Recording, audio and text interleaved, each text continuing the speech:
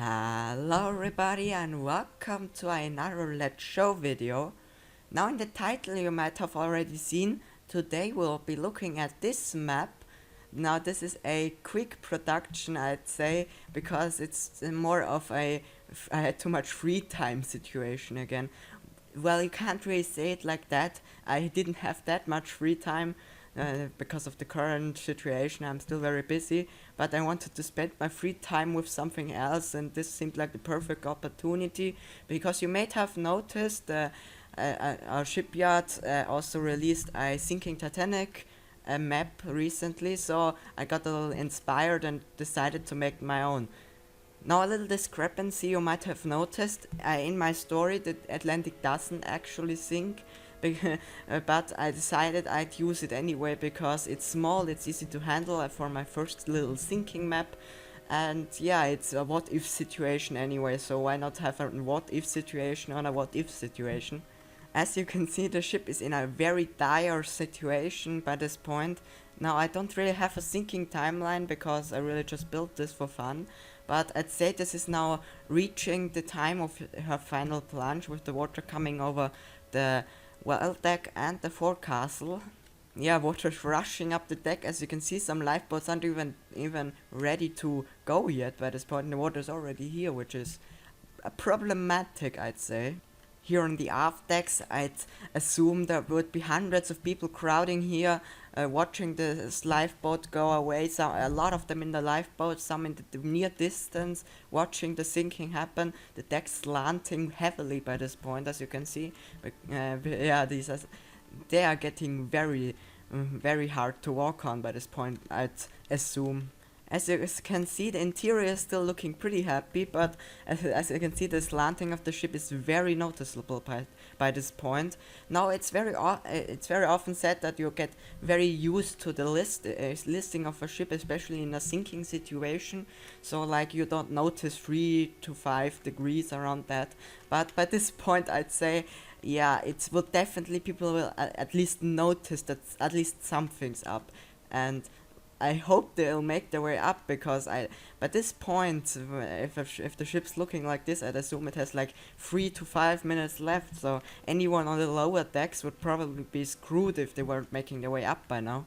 Now, because I wanted to make the sinking accurate, the interior isn't flooded on the same water level as on the exterior, and much of it is still empty air pockets. But obviously the bow is completely flooded, but then there's a little bit of air in the back of the ship. You'll see about that. And as you can see, there's also these lifeboats. There's a little bit of a group of lifeboats here, and these also have these cute little lanterns I put up because they make it a little more realistic, and you can also see them better at night. There's the moon. Yeah, this view is, let's just say, not optimal with the ship slanting like that. Now the stern is coming out of the water somewhat, but it's not coming out of the water too much. As you can see, we can already see much of the red hull back here, but it's not like a Titanic in the movie situation where it's just high and mighty tall. And here it's just a realistic sink, and that's what I was aiming for. Now I also activated the night vision because it will get dark pretty soon. As you can see, these areas are actually completely lanternless by this point. The lanterns are all out. And that's because, yeah, in the bow here, the water would have been rising so fast that it would have gotten very windy in here. So the oil lanterns would have probably been sniffed out in these compartments at the bow here. But as you can see at the stern, there's still light and happiness, or at least for a few minutes. Now you might be wondering how the situation is looking in the engine room, because if the water is there, the engine room must be completely flooded. But this is where realism comes in to a surprise. Here, as you can see, it's almost completely empty still. Yeah, there's just a little bit of water down here that has managed to collect, but it's peanuts compared to what's on the other side of this bulkhead, as you can see. And on the exterior, it isn't much of a better situation back there. And as you can see, the aft boiler room is still completely fine, including the aft orlop as well. Now obviously steerage is very much underwater. If we make our way down, this is middle deck steerage. Yeah, it's pretty screwed, so let's leave and walk. I'm gonna go to the doorway going on the aft side of the steerage, in the steerage pantry. We'll go down, and here the situation is a little better, but still not good. Now here the water level is a little lower still. This part of the ship is still flooding because the final plunge just began. So there's still breathing room, but over here it's a little bit of a different story. All the cargo holds in the bow here are completely gone. There's nothing saving them, and as you can see, there's even the holes that made the ship sink. Now I don't know what it would have hit, but I added these holes just for realism. You can see these go all the way up to the paddle house. It's a very big length of the ship, and that's why up to this forward boiler room everything is completely underwater. Only the engine room is pretty much alright, but it's probably not gonna be for long anyways. As you can see, there's a lot of water piling up, and this humongous engine hatch is this close to the water. In like a minute or so the water would start to spill down there, and then it's actually game over, I'd say. It would probably be a very worrying situation, running away from the water, trying to get to a lifeboat, but then seeing that they are all gone, they're already back there, and yeah, the ship is slanting even more, the bow is going down really fast. This is a very bad situation.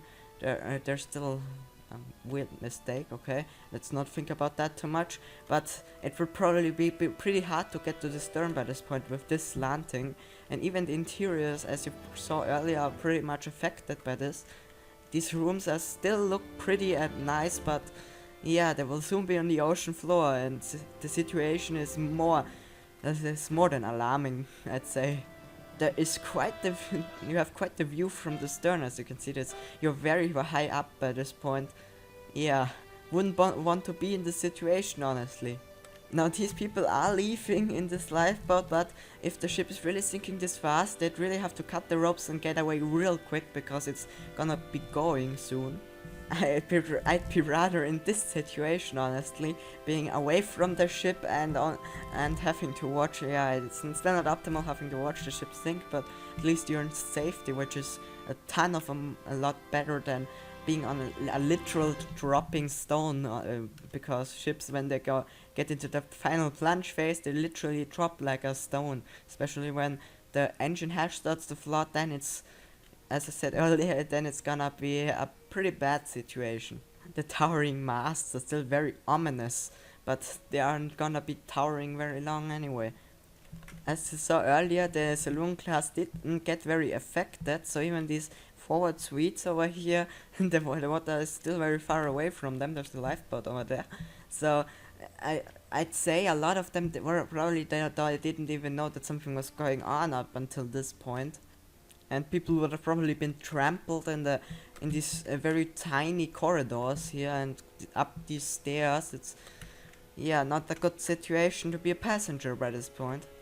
Yeah, that would be everything that this map has to offer. Obviously, you could look at even more rooms, see how they've been affected during this time period, but that would be the gist of this map. Now, I'm not sure if I'm gonna upload it. I'm still deciding on that, but if I do, by the time you'll see this, which is probably gonna be in 3 weeks, I believe, on the 24th, if I'm not incorrect. That means in 3 weeks you'll see this, because I'm recording this on the 6th, and yeah, if I have made my mind up by that point and I am going to release it, then yeah, you can enjoy it by yourself, but I'm not sure about that yet.